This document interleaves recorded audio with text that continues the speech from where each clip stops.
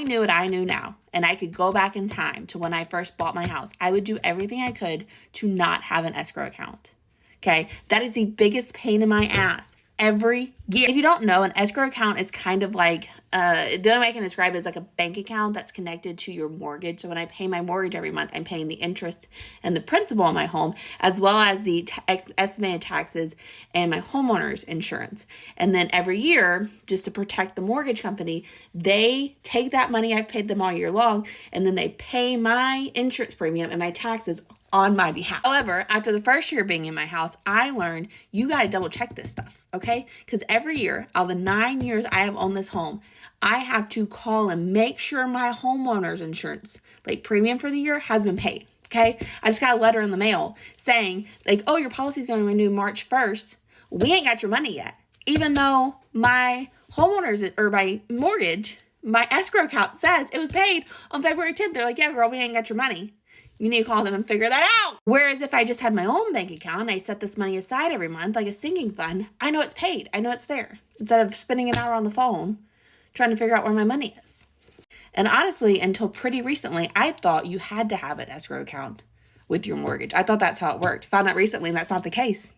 If you put enough down on your home, or depending on the type of loan you can take, you don't have to have an escrow account. You are just responsible for that on your own, which as somebody who likes to have as much control as possible, and likes to make sure their homeowner's insurance doesn't lapse, that would have been much. So I said to my husband, I don't understand why everyone keeps saying that millennials can't buy homes when we live in California and literally all of our friends, not all, but most, own a home.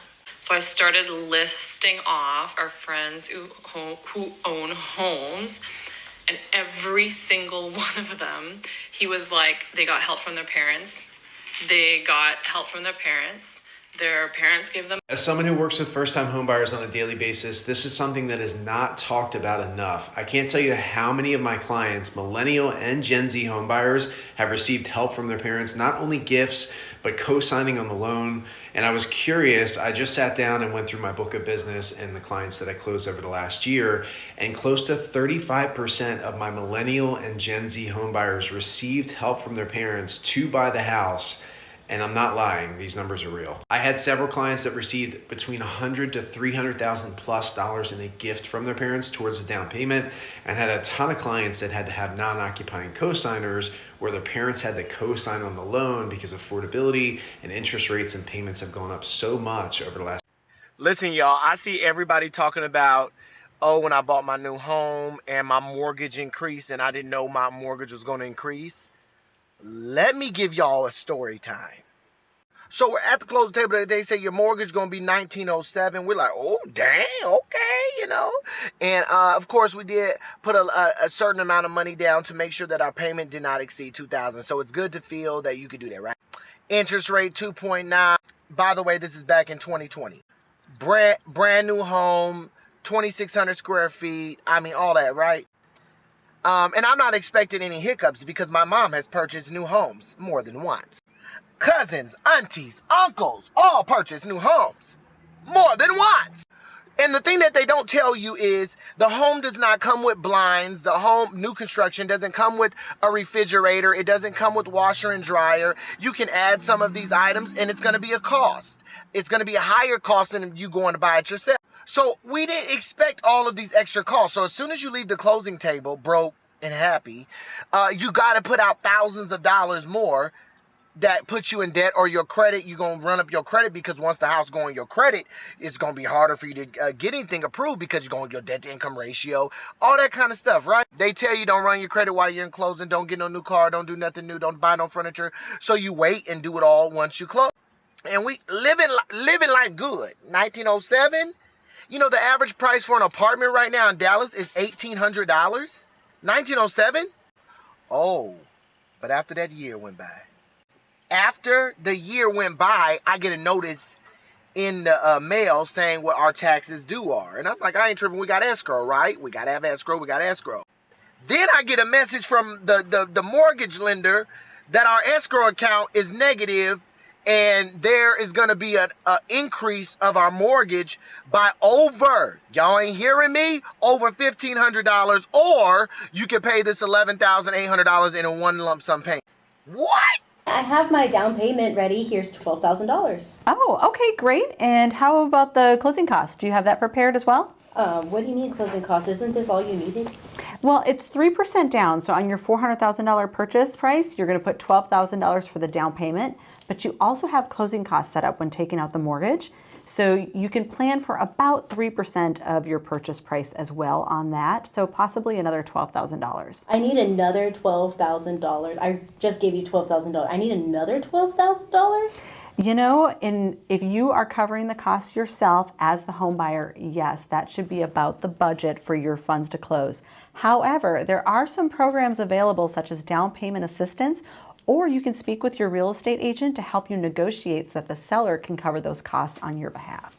I just paid our April 1st mortgage payment. We just bought our house in December at a 7.25% interest rate. And I knew that was a high interest rate. It is a high interest rate, but you don't really visualize it in like a dollar form until you start reading your statements. So my payment is $2,480. $225 goes towards our principal. $1,698 is interest, and $556 goes to our escrow account, and that's only paying for taxes because we pay our insurance out of pocket. So yeah, think twice before you buy a house. No, I'm just kidding. Buying a house should be a good investment, but best believe I'm refinancing as soon as I see it down to like a 5%. Paying a mortgage feels crazy. I am logged into my loan account, and we've officially owned this house for a year. So every month for a year, 12 months, I've been obviously paying the mortgage. What's crazy is when you log in, it tells you how much is left on your mortgage. And our mortgage has gone down the equivalent of what I pay in 1.5 months, every single month after paying for a year. The rest is just interest. It just poof off into outer space.